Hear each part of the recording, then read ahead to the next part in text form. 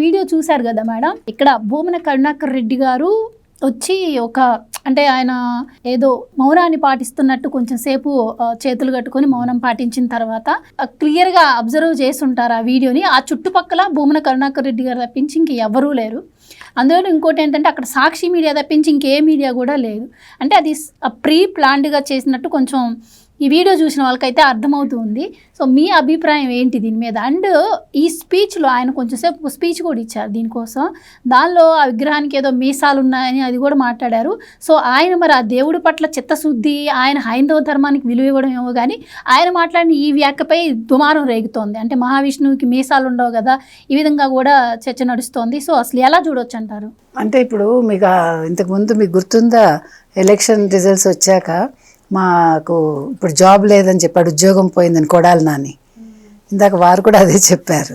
ఎందుకు చెప్తున్నానంటే పని పాటు లేకపోతే ఇలాగే ఉంటుంది. ఇప్పుడు ఇన్ని మాట్లాడుతున్నారు కదండి నా కరుణాకర్ రెడ్డి, మరి నీ హయాంలో ఒక క్రిస్టియన్ మహిళ టిటిడి కారు వాడుకుని చర్చికి వెళ్తే మరి ఎందుకు నువ్వు మాట్లాడకుండా ఊరుకున్నావు? గతంలో జరిగాయి కదా.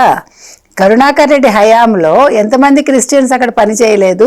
మరి నీకు ఇంత హైందవ ధర్మం మీద ప్రేమ ఉంది అనుకుంటే మరి ఆ రోజు ఎందుకు అవన్నీ నియంత్రించలేదు? 400 మంది ఉద్యోగులు ఎందుకున్నారు ఆ రోజు?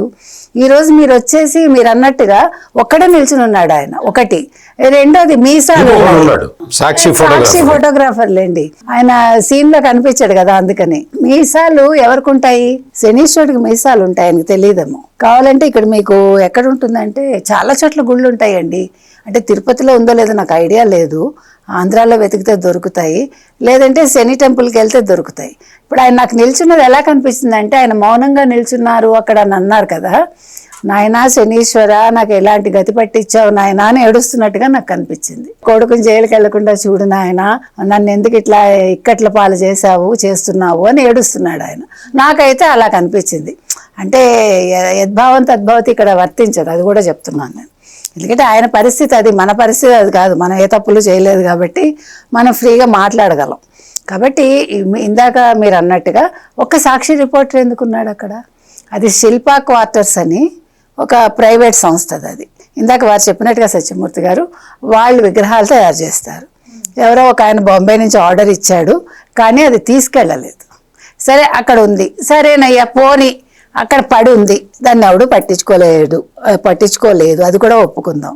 మరి నువ్వేం చేస్తున్నావు భూమన కరుణాకర్ రెడ్డి? ఫోటో తీయించుకుని ఫోటోతో ప్రచారం చేసుకుంటున్నావు నువ్వు. నీకు నిజంగా హైందవ ధర్మం మీద అంత గౌరవం ఉంటే ముందు ఏం చేయాలి?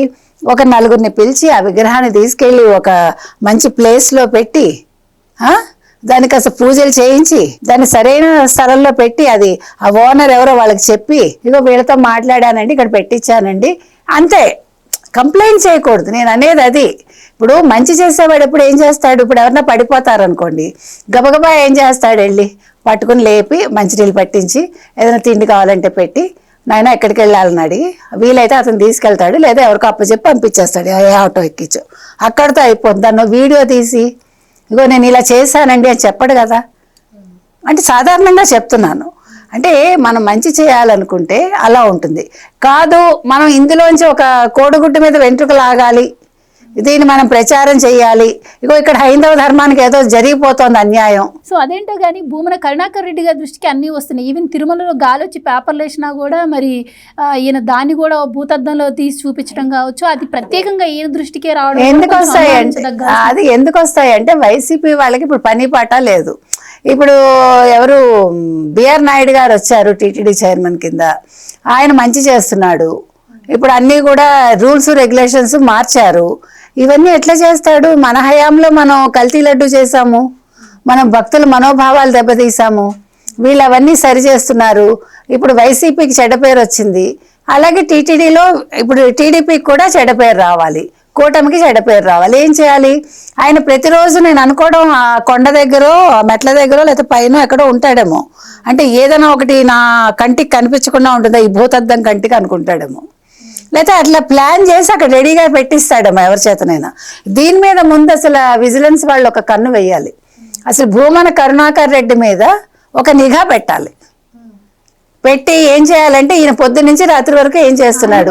ఆయన నిఘా నేత్రాలే 2000 మంది తిరుమలలో అది లోపల ఉన్నారు, కరెక్టే. ఆయన నిఘా నేత్రాలు 2000 మంది ఉన్నారు.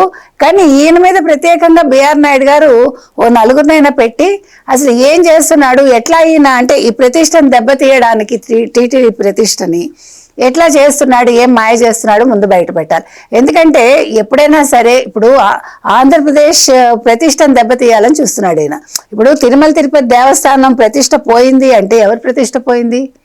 తెలుగు వాళ్ళది, ముఖ్యంగా ఆంధ్రప్రదేశ్కే కదండి ప్రతిష్ట దిగజారుతుంది. అంటే ఇక్కడ జగన్మోహన్ రెడ్డి ఏమో పరిశ్రమలు తాకండి, మీరు పరిశ్రమలు పెట్టకండి, మీరు ఏమీ రాకండి అంటే ఇక్కడ ప్రచారం చేస్తాడా, ఈమెయిల్స్ పెడతాడా? ఈయన మీరు తిరుమల ఇలాగా అప్రతిష్ట పాలైపోయిందని ఈయన అంటాడు. అంటే భక్తులు రాకుండా చెయ్యాలనా? అంటే ఇప్పుడు తిరుమల తిరుపతి దేవస్థానం లేకపోతే వెంకటేశ్వర స్వామిని ఆయన మీద భక్తులు రాకుండా చేయాలని చూస్తున్నావా నువ్వు? అక్కడ ఇన్కమ్ రాకూడదని చూస్తున్నావా? అసలు ఏంటి నీ ఉద్దేశం ఏంటి? అంటే హిందూ ధర్మాన్ని నువ్వు నాశనం చేయాలనుకుంటున్నావా? కరుణాకర్ రెడ్డి అసలు నీ ఉద్దేశం ఏంటి? అదే ఉద్దేశం, అదే నీ మోటివ్. నువ్వేంటి ప్రొద్దున్న లేచిన దగ్గర నుంచి మీరు ఇందాక అన్నట్టుగా 15 రోజుల గ్యాప్ ఎక్కడుంది? ప్రతిరోజు ఏమి చేయాలి అని ఆలోచిస్తున్నాడు. కనీసం వారానికి ఒకసారి ఒక డ్యూటీ లాగా చేస్తున్నాడు. ఏదో ఒకటి అక్కడ వాళ్ళు క్రియేట్ చేసి అసలు ఎందుకు మీరు తిరుమల మీద ఎందుకు పడుతున్నారు? ఒకవేళ తిరుమలలో నిజంగా బాగోలేదనుకో, మీరు అపోజిషన్ అనుకుంటున్నారు కదా, అపోజిషన్ కాకపోయినా మీరు మంచి చేయండి. అక్కడ మంచి చేసి ప్రజలకు దాన్ని పరిపూర్ణంగా సరిచేసేసి ఇదిగోనండి ఇక్కడ ఈ విధంగా జరిగింది, మేము చేసాము, అంతే. మీరు చేయాల్సింది అంతే, మీకు మంచి పేరు వస్తుంది. అంతేగాని కూటమి ప్రభుత్వం ఇలా చేస్తోంది, లేకపోతే టీటీడీ చైర్మన్ ఏం చేస్తున్నాడు, ఈఓ ఏం చేస్తున్నాడు, ఇక్కడ ఇలా జరిగిపోయిందని చూపిస్తున్నారు తప్ప అక్కడ బాగు చేయడం వాళ్ళేం చేయట్లా. అంటే ఇంకొకటి మేడం, ఇప్పుడు తిరుమల లడ్డు కల్తీ అంశంలో కావచ్చు, ఈ టీడీఆర్ బాండ్ల విషయంలో కావచ్చు, ప్రభుత్వం కూడా అంత యాక్టివ్గా లేకుండా చర్యలు తీసుకోకపోవడం వల్ల కూడా ఇది వాళ్ళకి అలసిచ్చినట్టు కూడా అవుతుంది అనుకోవచ్చా? ఖచ్చితంగానండి. ఇంకా అసలు అలసత్వం ప్రదర్శించకూడదండి కూటమి ప్రభుత్వం. అంటే పోన్లే పాపం అనుకుంటే ఇలాగే ఉంటుంది. అంటే వీళ్ళు మన ఏం చేయర్లే, మనం రోజుకో నింద వేద్దాం, నీకు ఎలాగ పనిపాటు లేదు. కానీ కూటమి ప్రభుత్వం చాలా పనుల వల్ల నీ దృష్టికి అంటే ఇంకా నీ మీద చర్యలు తీసుకోవటల్లా, అది నువ్వు అలసత్వం అనుకుంటున్నావు.